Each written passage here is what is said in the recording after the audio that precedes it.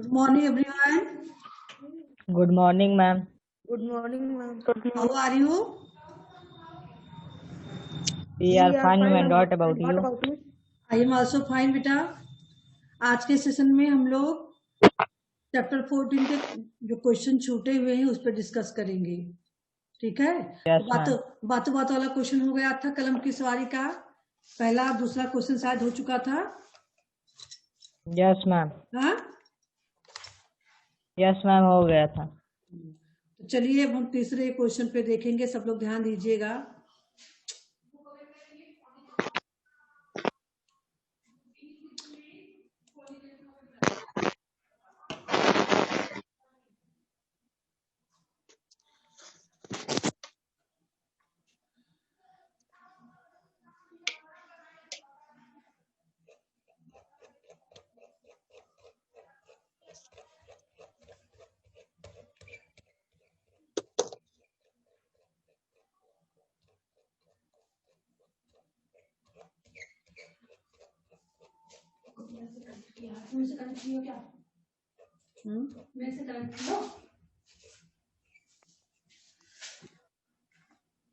बेटा बुक दिखने लगाना कि नहीं दिखाओगी? Yes, ma'am. Ma'am दिख रहा है।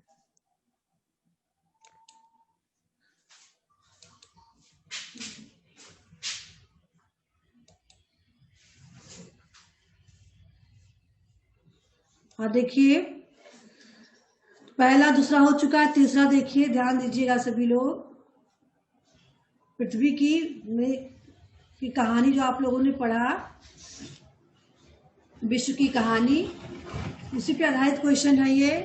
अगर इन वैज्ञानिक तथ्यों की सहायता न होती तो विश्व की कहानी कैसी होती? जैसे विज्ञान ने सिद्ध किया है कि विश्व में जो है पहले कैसे था, उसके बाद किस प्रकार से जीवन का विकास हुआ, वनस्पतियां आई, जल आए, उसके बाद फिर मनुष्य यानी जीव का विकास हुआ। तो वैज्ञानिक तत्व से सिद्ध हो चुका है ना। अगर वैज्ञानिक तत्वों की सहायता न होती तो हम जो है विश्व की कहानी कैसी होती, कैसे हम इसको सिद्ध कर सकते? कोई तथ्य हमारे सामने था इसको सिद्ध करने के लिए? No, ma'am.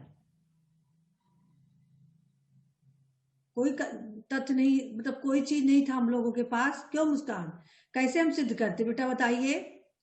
अगर वैज्ञानिक तथ्य हमारे सामने न होते, जिसके वैज्ञानिक कोई भी विज्ञान जो होता है किसी भी तत्व का जो है पूर्ण अवलोकन करने के बाद उसका जो निष्कर्ष होता है, उसके बाद उन तथ्यों की सहायता से जो निष्कर्ष पे पहुंचता है तो हम लोगों को मतलब वो साबित करता है, सच्चाई को सामने लाता है कि जो भी विश्व की कहानी, मतलब जो भी उत्पत्ति हुई थी धरती पर, जीवों का विकास हुआ था, कैसे क्या हुआ था, ये सब वैज्ञानिक ने खोज के बता दिया हम लोगों को। तब हम लोग जान रहे कैसे ऐसे सब हुआ था, है ना। लेकिन अगर विज्ञान न हो, वैज्ञानिक तथ्य न होते हमारे सामने, अगर विज्ञान का विकास न होता तो हम कैसे जान पाते कि विश्व की रचना कैसे हुई?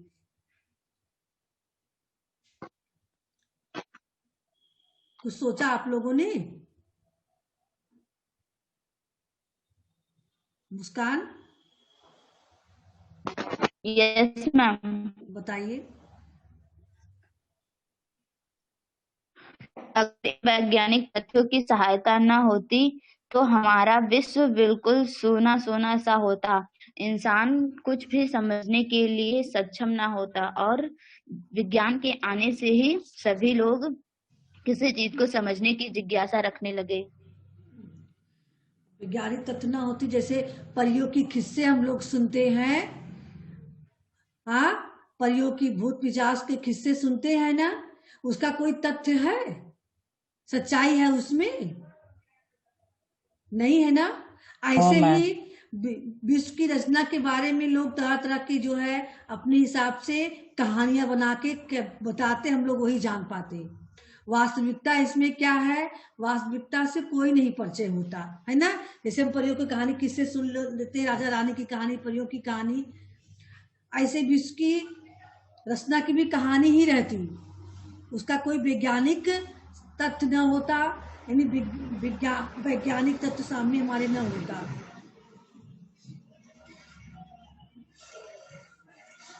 चलिए अगला क्वेश्चन देखते हैं।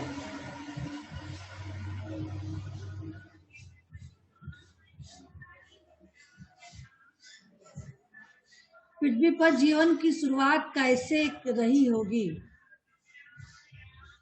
शुरुआत जब हुई होगी जीवन की तो कैसे रही होगी? अब आप लोग तो इतना जान ही चुके हो कि पहले विश्व मैम। बिल्कुल सूना था, कुछ भी नहीं था, यस मैम। है ना।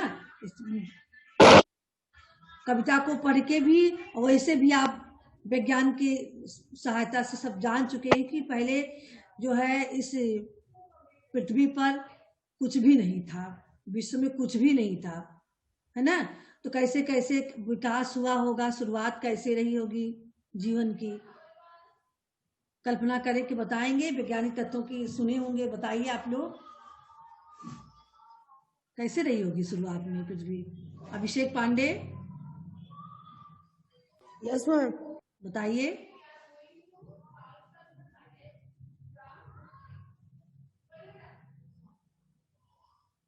मैम पृथ्वी पर जीवन की शुरुआत एकदम सूनी सूनी रही होगी। अनुराग आप बताइए। बेटा आवाज नहीं आ रही आपकी।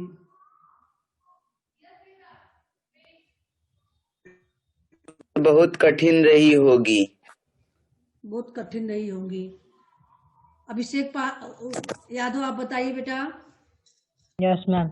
मैम पृथ्वी पर जीवन की शुरुआत बहुत अलग और कठिन रहा होगा, क्योंकि उस समय न पहाड़, न जंगल, न खाना, न घर आदि नहीं प्राप्त होता था।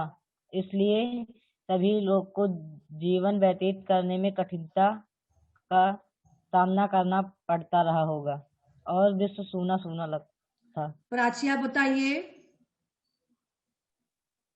मैम पृथ्वी पर जीवन की शुरुआत लगभग 4 अरब वर्ष पहले हुई थी। शुरुआत में पृथ्वी के वातावरण में ऑक्सीजन नहीं था। धीरे धीरे ऑक्सीजन बनती गई और अंततः वह वर्तमान स्तर तक पहुंची।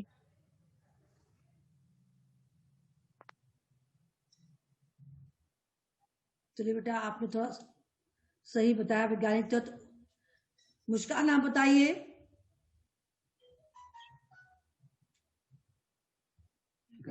मैम पृथ्वी पर जीवन की शुरुआत बहुत अलग और कठिन रहा होगा, क्योंकि पहले ना तो कहीं नदियां ना ही सागर और कुछ भी नहीं थे, पर और लोगों को किसी चीज को प्राप्त करने में बहुत कठिनाई रही होगी। नहीं बेटा देखिए, आप लोग निष्कर्ष को सही नहीं निकाल पाए हैं।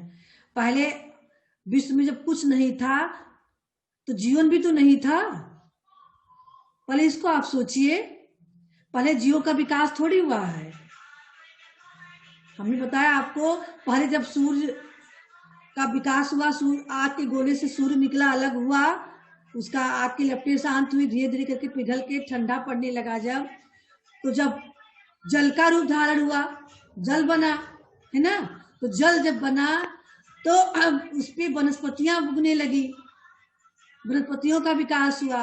वनस्पतियों के विकास के बाद ही छोटे छोटे जीवों का विकास हुआ। फिर जीवों से ही बहुत शताब्दियों तक के बाद मानव का यह रूप आया। बहुत बहुत से मतलब रूप में जीव का बहुत सारे स्टेप बाय स्टेप उसका जो है विकास होता गया। उसके बाद मनुष्य, ऐसे मनुष्य नहीं बनाया है। आप लोग उसमें पढ़े होंगे, आप इतिहास में पढ़े होंगे या पढ़ेंगे आगे चल के। मानव का जो रूप आज है पहले नहीं था। पहले मनुष्य कहा जाता है, मनुष्य का विकास जो है आदि मानव यानी उससे चिंपांजी, जिसको हम वनमानुष कहते हैं, है ना, उसके द्वारा ही मनुष्य का वास्तविक रूप आया है। तो जीव जब पहले आया, जीव के आने से पहले यहाँ वनस्पति ऑक्सीजन हो चुकी थी। तो जब जीव का विकास हुआ तो उसे ज्ञान नहीं था, है ना, ज्ञान नहीं था। किसी भी चीज को करने की, सोचने की, समझने की उतनी क्षमता नहीं थी। धीरे धीरे करके जब विकास हुआ तब तो सारा चीज हुआ, तब कुछ जीवों का जब विकास हुआ तब इस पृथ्वी पर जल और वायु तो था, लेकिन और भी चीजें जो है मानव को संघर्ष करके बनाना पड़ा। बहुत साल तक देखे आप लोग पढ़े होंगे कि प्रागैतिहासिक मानव जो था जानवर की भांति अपना जीवन व्यतीत करता था। वो भी फल फूलों पे आश्रित था और जानवरों के चमड़ों को पहन खाल के रूप में प्रयोग करता था। पहले तो व्यक्ति नंगे ही रहता था, धीरे धीरे उसके अंदर जैसे सभ्यता का विकास हुआ, पत्तियों के द्वारा वस्त्र बनाने लगा, जानवरों के छाल, जानवरों के जो है खाल का जो वस्त्र बना के जो धारण किया, तो धीरे धीरे करके उसके अंदर जो है ज्ञान का विकास जैसे जैसे हुआ वैसे वैसे उसके अंदर सभ्यता का विकास हुआ। तो प्रारंभिक जीव जो है जीवन उन लोगों का शून्य था बिल्कुल। जब ज्ञान नहीं था तो उन्हें कोई चीज का बारे में पता भी नहीं था। वे पशु के भांति अपना पेट भर लेते थे, है ना। तो बहुत ही संघर्ष करके आज का जो मानव बना हुआ है उसे बहुत ही संघर्ष करना पड़ा। विज्ञान का विकास हुआ, जब विज्ञान का विकास हुआ तो धीरे धीरे मानव सभ्यता की जो है आज रूप जो है वो देखने को मिला। तो पृथ्वी पर जीवन की शुरुआत बहुत ही संघर्ष भरी थी और पहले कुछ नहीं था। जब जीवों का विकास हुआ तभी मनुष्य बने। मनुष्य के अंदर जब ज्ञान आई तो धीरे धीरे मनुष्यों ने एक एक चीजों का आविष्कार किया। और देखे होंगे पत्थर का आविष्कार, अरे आग का आविष्कार पत्थर को रगड़ के उन्होंने किया था ना, जानते कि नहीं जानते इस चीज को? Yes ma'am. तो कैसे विज्ञान नहीं था ना, मानव के अंदर धीरे धीरे कुछ चीज करने की जो हुआ, ऐसा करे, तो जैसे जैसे एक एक चीज किए वैसे वैसे उनका ज्ञान बढ़ता गया। पहले कच्चे मांस खाते थे, लेकिन जब पत्थर को रगड़े आग पैदा हुई तो उन्होंने आग जलाना सीखा, तो मांस को पका के खाने लगे। तो फल फूलों पे ना आश्रित होके मांस पकाने, धीरे धीरे वो लोग खेती बाड़ी करना सीखे। उसके बाद भोजन को पका के खाने लगे, फिर समूह में रहना सीखा। ये सारी चीज आप लोगों ने इतिहास से पढ़ा होगा, है ना। वही चीज यहाँ दिखाना पड़ेगा आपको, शॉर्टकट में आपको ये प्रश्नों के जवाब में वही चीज दिखानी होगी। धीरे धीरे जीवों का विकास हुआ, ज्ञान बढ़ा जीवों के अंदर, तो मनुष्य संघर्ष करते करते जो है आज के विज्ञान का खोज कर पाया। उसके बाद बहुत सारी चीजों की खोज हुई, तो ये सारे शब्द लिखने हैं। चलिए 5वां क्वेश्चन है कविता का सार, यानी सार का मतलब पूरा भावार्थ अपने शब्दों में लिखे। इसके भाव को पढ़े और अपने संक्षिप्त में करके अपने शब्दों में लिखे पूरी कविता का, ठीक है। बहुत इसमें जो है व्याख्या की तरह नहीं लिखना है, इसको कहानी की तरह लिखना है। जैसे आप व्याख्या खंड अगर आता तो हम संदर्भ प्रसंग भावार्थ व्याख्या को हम बढ़ा चढ़ा के लिखते हैं, लेकिन जब हमें सार लिखना हुआ तो जो मेन चीज है, खास चीजें, उसको हम लिखते हैं, ठीक है। तो इसको आप लोग कर लेंगे आज। चलिए आगे देखते हैं। पढ़ते पढ़ते अपठित पद्यांश के आधार पर पूछे गए प्रश्नों के उत्तर दें। लगी लगाने पृथ्वी चक्कर, डाल सूर्य का घेरा, अपनी धुरी बना ली उसने, लगी लगाने फेरा। 365 दिन में पूरा चक्कर लगता, इस चक्कर के पूरा होते 1 साल था बनता। देखिए अब इसी 4 लाइन को पढ़ के 3 क्वेश्चन आपको करना है। पृथ्वी किसका चक्कर लगाती है और कितने दिनों में?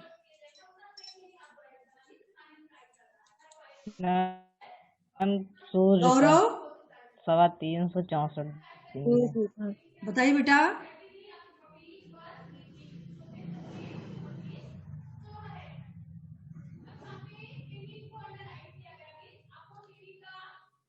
पृथ्वी को सूर्य का एक चक्कर लगाने में कितना समय लगता है?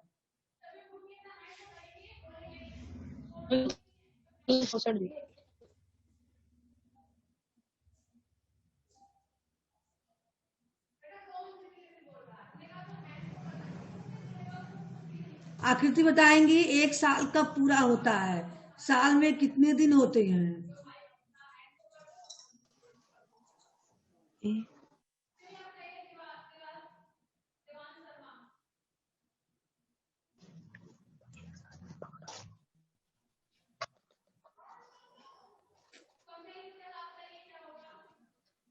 बताइए बेटा जल्दी।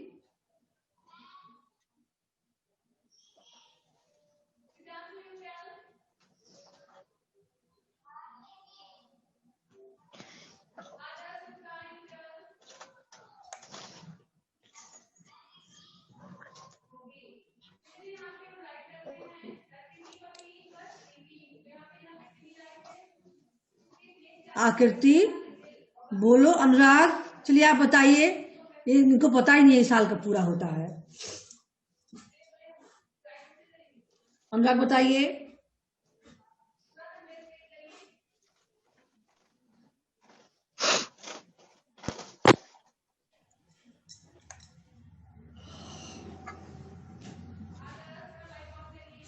अनुराग भी नहीं बोल रही है, क्या आवाज नहीं आ रही है अभी। क्यों आकृति समझ में आया नहीं आपके क्वेश्चन? 65 से 364 दिनों में पूरा होता है। एक साल का पूरा होता है, 365 दिन में पूरा होता है।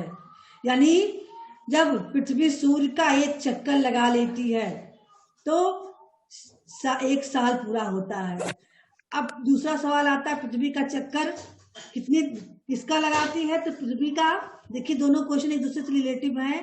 पृथ्वी किसका चक्कर लगाती है? तो पृथ्वी सूर्य का चक्कर लगाती है। कितने दिनों में लगाती है? तो 365 दिनों में लगाती है। एक साल कब पूरा होता है? जब पृथ्वी एक सूर्य का एक चक्कर लगा लेती है। साल में कितने दिन होते हैं? साल में 365 दिन होते हैं, 64 दिन होते हैं, है ना। चलिए लीप वर्ष क्या होता है, कब आता है? कौन बताएगा इसे, लीप वर्ष के बारे में?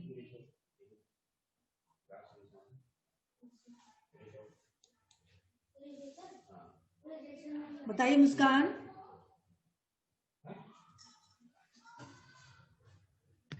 मैम, जिस साल में 364 दिन होते हैं वह लीप वर्ष कहलाता है। यह प्रत्येक 4 साल बाद आता है। अभिषेक आप बताइए। अभिषेक क्या दो? मैम, लीप वर्ष में फरवरी के माह में 29 दिन होते हैं, जो कि 4 सालों में एक बार आता है। प्राची आप बताइए। मैम, लीप वर्ष या अधिवर्ष हम उस वर्ष को कहते हैं जिसमें साल का फरवरी महीना 28 के बजाय 29 दिन का होता है। लीप वर्ष में 365 दिनों की जगह 366 दिन का एक वर्ष होता है। वैसे तो 365 हमेशा होता है, 64 दिन, है ना।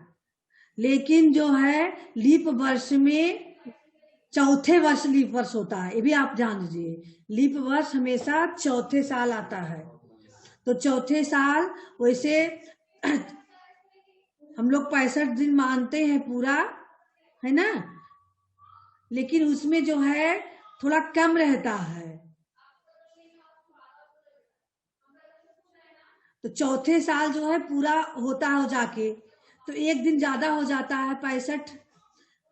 तो उस दिन उस साल जो है वैसे फरवरी का 28 दिन का फरवरी मानते हैं, लेकिन लीप वर्ष में 29 दिन का हो जाता है। यानी 3 साल जो दिन का थोड़ा थोड़ा समय बचता है वही जाके चौथे साल एक दिन का समय ले लेता है। तो उस दिन एक दिन ज्यादा हो जाता है, उसी को हम फरवरी में जोड़ देते हैं। तो उस साल फरवरी 29 दिन का हो जाता है। ठीक है, चलिए आगे देखते हैं बातें भाषा की। अब तक आपने सीखा वाक्य विचार, यानी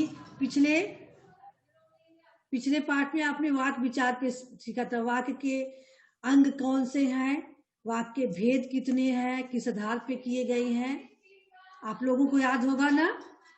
हाँ, चलिए इसमें आपको केवल जो है यस मैम। हाँ, थोड़ा शब्द भंडार के बारे में जानना है, जो कि आप लोग पढ़ चुके हो, पिछले क्लासेस में पढ़े थे, इसी साल भी पढ़े हो, ग्रामर में भी पढ़े हो। केवल उसका जो है दोहराना है थोड़ा। ठीक है, शब्द भंडार से जुड़ी निम्न तालिका और संबंधित प्रश्न उत्तर देखें, आपको देखना है, उसके बाद रिवाइज करना है। जैसे पत्र है, एक पत्र, चिट्ठी, खत, दिन, दिवस, वासर, वार, दिवा। तो बेटा ये कौन सा है? जग, बर्तन, दुनिया, आम, साधारण, एक फल।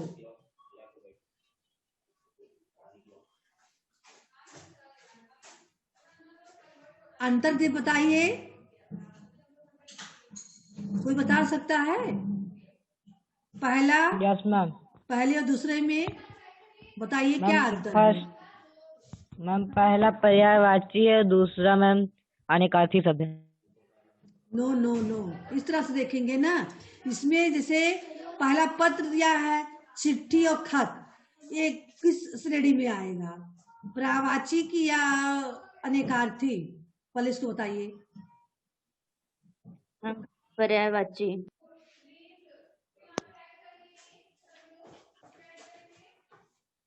दिन का, दिवस, वासर, वार, एक आपका पर्यायवाची शब्द हो गया, अलग अलग दिखाया गया सब में, ठीक है। तो पहले में आपका पर्यायवाची दिखाया गया। अब दूसरा बताइए अनुराग क्या है? जग का मतलब बर्तन, दुनिया, आम का मतलब साधारण, एक फल। इसमें कौन सा शब्द बताया गया है? आपका जो है इस परीक्षा लिया जा रहा है, समझ लीजिए। शब्द दे दिया गया, आप पहचान करें कौन सा शब्द है ये।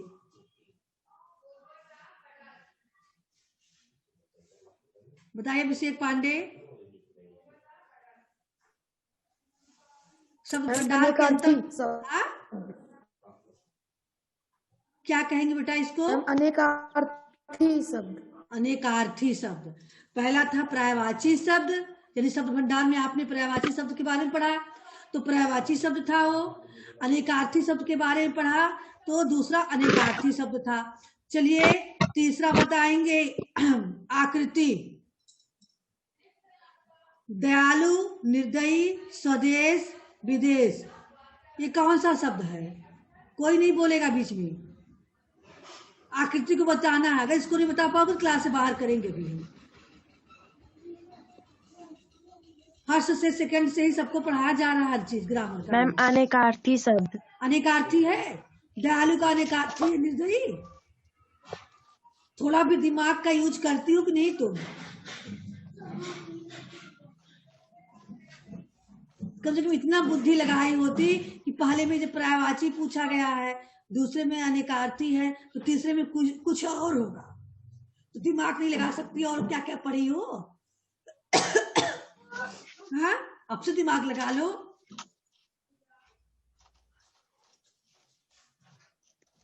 आपको क्या लग रहा है ये सब? सोचिए थोड़ा, 1 मिनट का सोचिए, दिमाग पे जोर डालिए। दयालु, निर्दयी, स्वदेश, विदेश।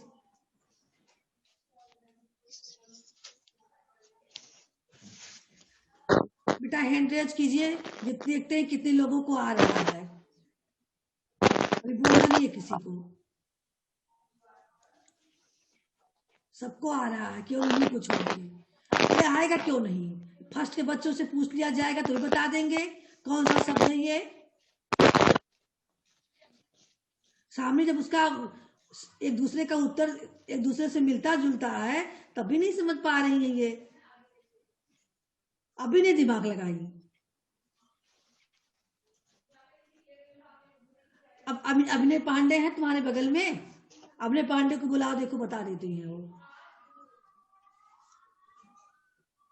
बुलाओ अभिनय पांडे को। मैम वो यहाँ नहीं है। वहां नहीं है? तुम्हारा पढ़ना मैम वो बेकार घर पे है। हाँ? सबसे सरल शब्द है ये शब्द भंडार का,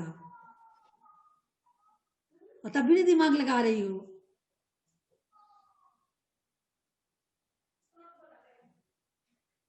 उत्कर्ष, आप बताइए तो। उत्कर्ष ये दूसरे के क्या है? उत्कर्ष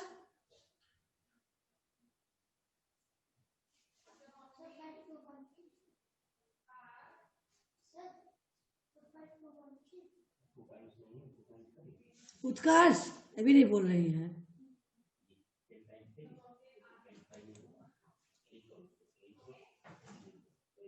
अभी नहीं समझ में आया आखिर जी के। बेटा प्रायवाची एक दूसरे का विलोम शब्द नहीं है। हाँ, इतना नहीं समझ पा रही हो? दयालु का निर्दयी, स्वदेश विदेश विलोम नहीं, एक दूसरे का ही। आपको दिख नहीं रहा है? एक दूसरे का विलोम लिखा हुआ है जस्ट।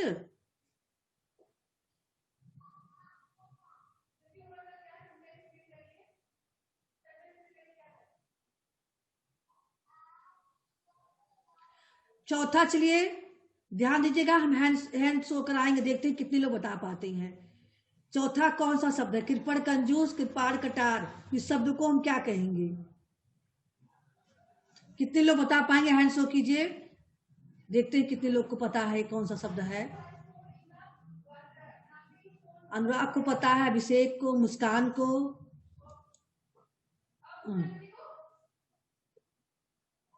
रुक जाइए। प्राची, अभिषेक पांडे को नहीं पता है। क्यों अभिषेक पांडे? अभिषेक पांडे को नहीं पता है, आकृति को नहीं पता है। इतने ही लोग ज्वाइन किए हो। प्राची बताइए बेटा क्या है? कौन सा शब्द कहेंगे इसे? बेटा आवाज नहीं आ रही है। बेटा माउथ स्पीकर का प्रयोग कीजिए आप, आवाज आ नहीं रही है आपकी।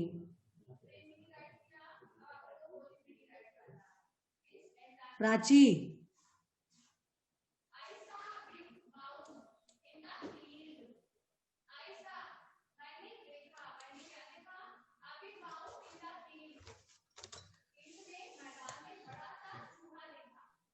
प्राची,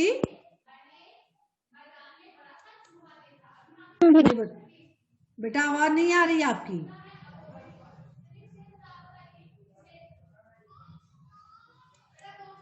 आदर्श, उत्कर्ष, सभी लोग कट चुके।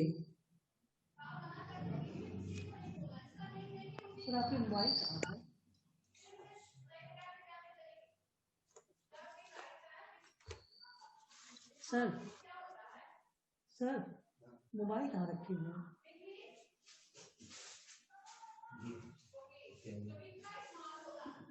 फंस रहा है।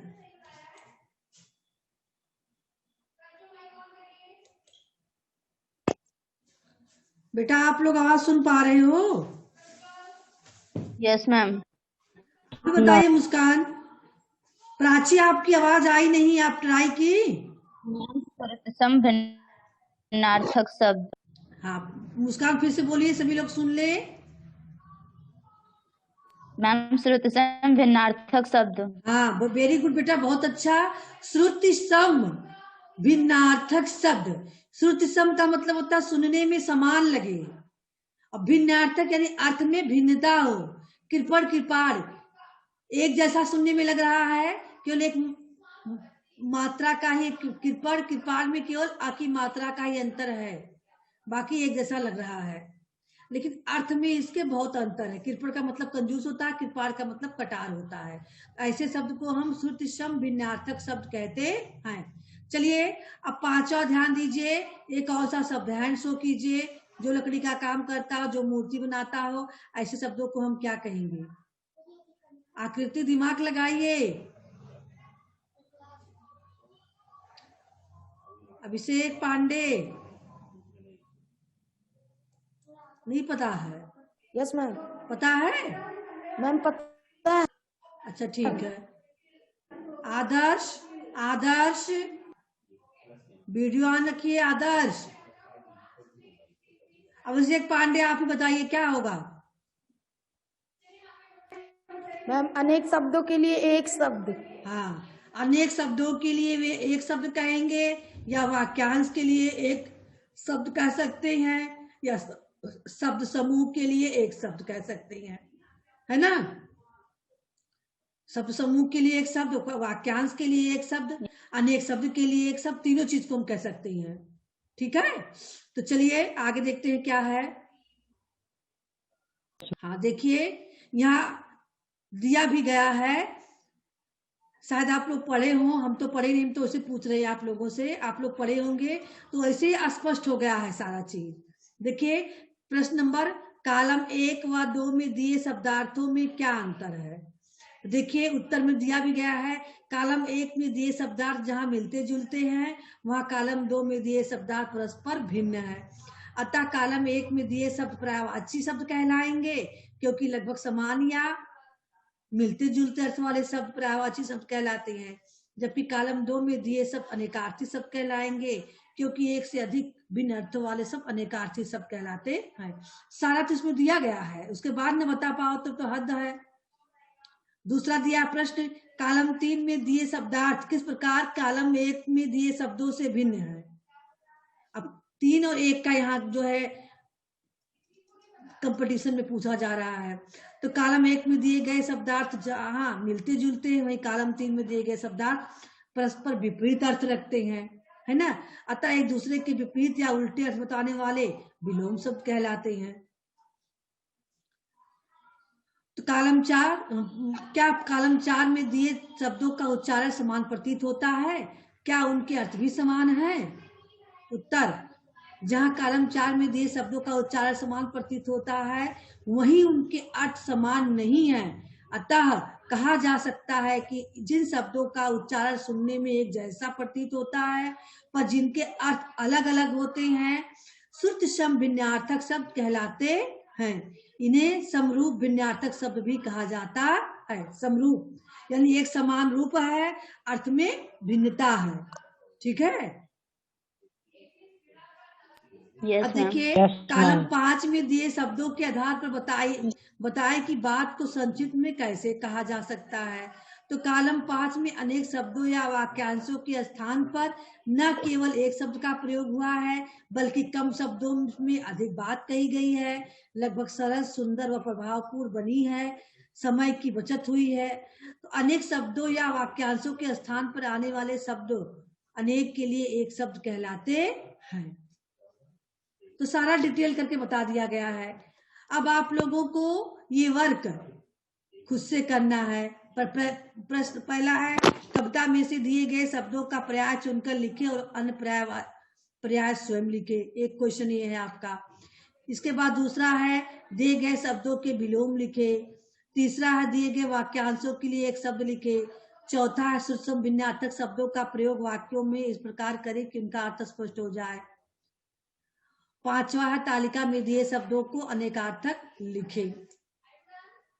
ये हो गया आपका। आज के लिए तो कार्य दे दिए हैं, कल आपका 26 जनवरी है, कल के लिए कोई होमवर्क नहीं है। ये आपका अगले सेशन के दिन आप लोग तैयार रहिएगा, हम पूछ लेंगे क्लास में। अगले दिन आप लोगों का टर्न रहेगा परसों, तो परसों आपको ये होमवर्क करना रहेगा। आज भी मतलब आप लोग नोटबुक अपने बुक में कर सकते हैं, परसों हम इस पे जो है चर्चा करेंगे। परियोजना कार्य पे अन्य ग्रहों पर जीवन विषय पर जानकारी एकत्र कर पीपीटी बनाकर प्रदर्शित करें। पीपीटी पिछली बार आपको बताया गया है ना, किसी भी विषय को तथ्यों को खोजकर और सर्च करके अपने हिसाब से उसको प्रदर्शित करना। तो आप अन्य ग्रहों पर जीवन, किस ग्रह पे जीवन है आप लोगों उसके बारे में सर्च करेंगे और फिर विषय की जानकारी करेंगे। जैसे हर ग्रहों के बारे में बताएंगे, ठीक है। हर ग्रह पे जीवन है ही नहीं है। Yes ma'am. किस ग्रह पे जीवन है? पृथ्वी पे जीवन है ना, पृथ्वी पे। Yes ma'am. Yes ma'am. तब उसको बताएंगे पृथ्वी पर जीवन है, क्यों जीवन है, कैसे है, तो भी आप बताएंगे। बाकी ग्रहों पे भी जीवन नहीं है। हाँ, चंद्र जो है उस पे, मंगल पे जीवन का जो है वो किया गया है आने वाले समय में कि हो सकता है मंगल ग्रह पे जीवन हो। अभी तो नहीं है ना, मंगल ग्रह पे लोग पहुंचे हैं, वहां के बारे में बताया भी गया है। तो ये सब चीज आपको पता करके अपने उस फाइल पे लिखना रहेगा, ठीक है। Yes ma'am. Yes ma'am. Yes ma'am. ये सब तो आपका आधे घंटे का काम है केवल, जो आपको करना है आधे घंटे भी नहीं लगेंगे। ये तो अभी के अभी हो सकते हैं। यही आपका रहेगा परियोजना कार्य। इसको आप जानकारी एकत्र रखेंगे, अगले सेशन में इस पे पूछा जाएगा आप लोगों से। और पाठ से हटकर बहुत कुछ है भी समझ लीजिए। इंटरनेट समाचार पत्रों की सहायता से नासा से संबंधित जानकारी एकत्र करें और पीपीटी द्वारा उसे प्रदर्शित करें। नासा जानते हो नासा के बारे में? इसको आप सर्च करके पता लगाओगे। भारत में कार्यरत ऐसी संस्थाओं के बारे में जानकारी एकत्र करें जो नासा की भारत वैज्ञानिक खोज में संलग्न है। देखिए नासा, ओजोन, बात पते की ओजोन एक हल्के नीले रंग की गैस है। ओजोन गैस की परत धरती से 10 किलोमीटर से 50 किलोमीटर की ऊंचाई के बीच पाई जाती है। यानी पृथ्वी से 10 किलोमीटर ऊपर जाने के बाद से ओजोन गैस की परत है और 50 किलोमीटर तक है, बीच में जितना है वो ओजोन परत है। यह गैस सूर्य से निकलने वाली उस पराबैंगनी किरणों की 93 से 99% मात्रा अवशोषित कर लेती है जो पृथ्वी के जीवन के लिए हानिकारक है। यानी कहने का मतलब ये बेटा कि अगर जो सूर्य की किरणें हैं वो डायरेक्ट पृथ्वी पर आए सूर्य से तो हमारे लिए हानिकारक हुआ, लेकिन बीच में उसे जो धरती की ओजोन परत है, सौरमंडल की कई परत हैं जिसमें से ओजोन परत है जो पृथ्वी के बहुत ही निकट है। तो जो सूर्य से निकलने वाली पराबैंगनी किरणें हैं जो कि हमारे लिए हानिकारक है उसको रोक लेती है, यानी डायरेक्ट नहीं आती, उसको रोक लेती है, तब जाके सूर्य की किरणें हमारे पृथ्वी पर आ पाती है। ओजोन परत से बाहर होके तब आती है, पहले उस ओजोन परत को रोक लेती है। जो किरणें हैं जो उसके हानिकारक चीज है ओजोन परत में अवशोषित हो जाता है।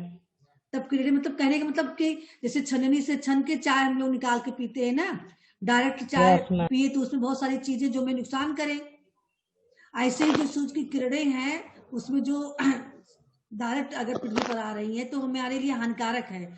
और ओजोन परत से टकराकर जो उसकी हानिकारक तत्व होते हैं अवशोषित कर लेती है ओजोन परत पराबैंगनी किरणों को जो हमारे लिए हानिकारक है। उसके बाद तब पृथ्वी पर सूरज की किरणें आती हैं। बूझो तो जाने, पृथ्वी पर यदि एक चंद्रमा है तो शनि पर कितने हैं? चंद्रमा हम लोग मानते हैं चंद्रमा एक है ना, पृथ्वी का एक ही उपग्रह है जो चंद्रमा है। ऐसे ही जो Yes, ma'am. शनि ग्रह है, जैसे पृथ्वी एक ग्रह है ऐसे शनि भी एक ग्रह है। तो शनि ग्रह की 57 चंद्रमाएं हैं जो उसका क्या कर रही हैं? परिक्रमा कर रही हैं। ठीक है, तो चलिए बेटा आज का सेशन समाप्त हो रहा है, समय भी समाप्त हो गया है। हाँ, कल बेटा देखिए 26 जनवरी के उपलक्ष्य में आप लोग अगर स्पीच देना चाहेंगे या कोई सॉन्ग प्रेजेंट करना चाहेंगे तो तैयार रखिएगा। जब शुरू होना होगा तो लिंक भेजा जाएगा, आप लोग ज्वाइन होंगे पिछली 15 अगस्त की तरह। ठीक है, Yes, ma'am.